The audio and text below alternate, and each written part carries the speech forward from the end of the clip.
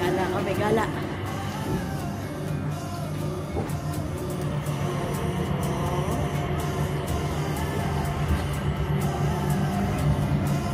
Gala kami ngayon.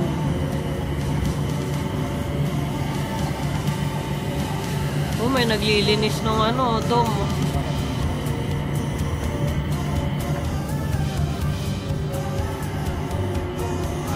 Hi.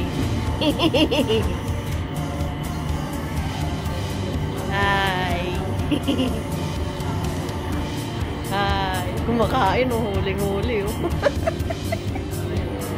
So, ayun guys, nag-avail kami ng one-day tour sa Singapore. Free to, no?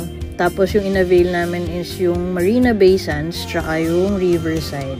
So, dito, nag-explain na siya sa amin yung tour guide namin tungkol sa Marina Bay Sands and sa Riverside, no?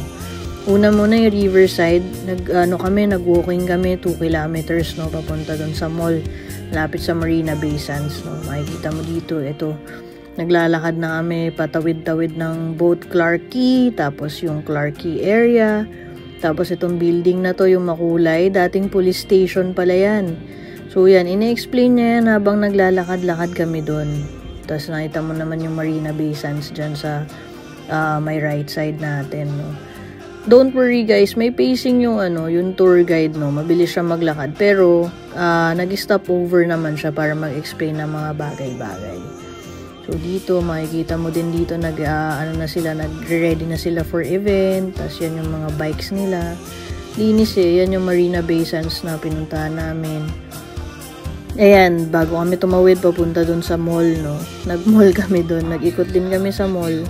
Kahit pa paano nagpa-aircon kasi ang init dun sa Singapore, no? 33 to 35 degrees Celsius siya habang nag-free day tour kayo.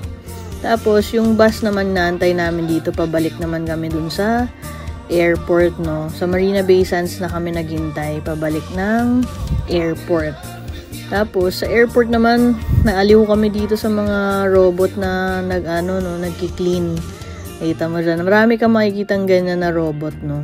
And malakas yung sensor nila na pag may nakaharang sa kanila, titigil sila. So, ayun lang. Tapos, habang nandito kami sa layover, nagpahinga kami dito sa Snooze Lounge sa Changi Airport. Ito yung view doon. Tapos, masakay namin ng airplane papunta sa Phuket.